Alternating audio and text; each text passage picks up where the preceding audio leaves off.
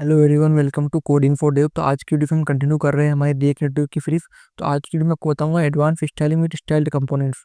तो जो advance styling होती है उसमें स्टाइल कंपोनेंट्स का यूज़ करते हैं। स्टाइल कंपोनेंट एक CSS इन JS लाइब्रेरी है जो हम स्टाइलिंग रिएक्ट एप्लीकेशन के लिए यूज़ करते हैं, जिसमें हम राइट करते हैं actual CSS inside JavaScript TypeScript code, जो कि हमारे स्टाइल स्कोप डायमेंड और कंपोनेंट को स्पेसिफिक बनाती है। तो जो कोर कॉन्सेप्ट रहते हैं इसके, before diving to advance technique, तो क्विक रिफ्रेशर रहते हैं। पहला होता है हमको स्टाइल को इंपोर्ट कराना पड़ता है, स्टाइल कंपोनेंट्स को। फिर हमको बटन बनाना है, स्टाइल बटन है, जिसमें हमको background colour, पेडिंग, border, radius, border ये सारे देने हैं। जिसमें हम क्लास नेम कोलिनेशन नहीं देंगे, फुल JS पावर देंगे और प्रोप वेब डायनामिक स्टाइलिंग देंगे।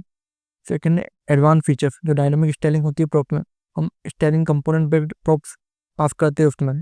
पहला होता है बैकग्राउंड कलर, जिसमें हम प्राइमरी देते हैं और हम वाइट कलर देते हैं खुद का डायनामिक स्टाइल बनाने के लिए, जिसमें हम बटन को हम कहीं भी इंपोर्ट करके डायरेक्टली प्राइमरी सिलेक्ट करके हम उसको यूज़ कर सकते हैं। सेकंड होता है थीम विद थीम प्रोवाइडर। तो जो ये यूज़ करता है centralise theme consider design tokens like colour, fonts, spacing etcetera के लिए।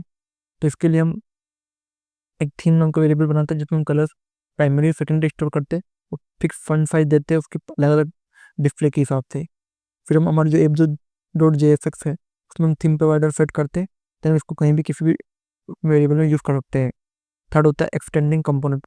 हम इसको इनहेरिट कर सकते हैं, ओवरराइड कर सकते हैं स्टाइल को इजीली। यूजिंग हम बटन को में स्टाइल डॉट बटन ऐड करेंगे। डेंजर बटन में हम स्टाइल डॉट बटन की जो वैल्यू है उसको डायरेक्टली ऐड कर सकते हैं। फोर्थ है ग्लोबल स्टाइल्स। हम यूज़ करते हैं क्रिएट ग्लोबल स्टाइल अप्लाई करने के लिए ग्लोबल डिफेक्ट्स और टिपोग्राफी स्टाइल्स। तो इसमें ग्लोबल स्टाइल में क्रिएट करते हैं create global style using style component, जिसमें हम बॉडी देते हैं, margin, font family, background colour ये सब देते हैं।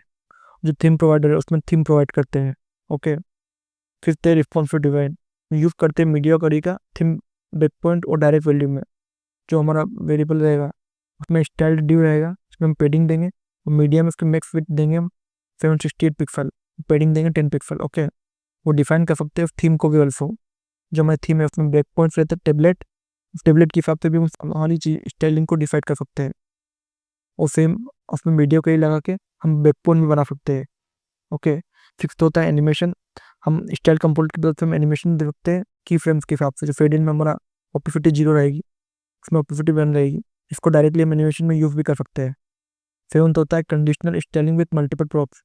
तो हम कंडीशनल स्टाइल कर सकते हैं कि अगर ये एक्टिव होगा तभी वो विजिबल होगा, अगर नहीं होगा तो सेकेंडरी कलर विजिबल होगा, और उसके हिसाब से हम ऑप्टिसिटी भी दे सकते हैं। ओके।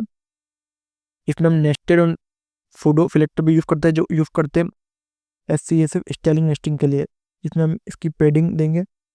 उसमें हम क्या, हमने बहुत सारी होवर करके पेडिंग दी। देन इसमें क्या होता है, हम स्टाइलिंग हमको पर्टिकुलर कंपोनेंट के साथ में उसकी स्टाइलिंग दे सकते हैं। एक एक कंपोनेंट में अगर 2-3 स्टाइल देनी तो उसको नेस्टेड करके ही दे सकते हैं। नाइन्थ होता है पॉलीमॉर्फिक कंपोनेंट एव प्रो, जिसमें हम क्या करते हैं, एव में हम क्या पास करते हैं, render element without changing the styles. Okay. जिसमें एव में मैंने H1 पास करा तो डायरेक्टली हेडिंग की जो H1 की वैल्यू है वो डायरेक्टली इसमें आ जाएगी। ओके।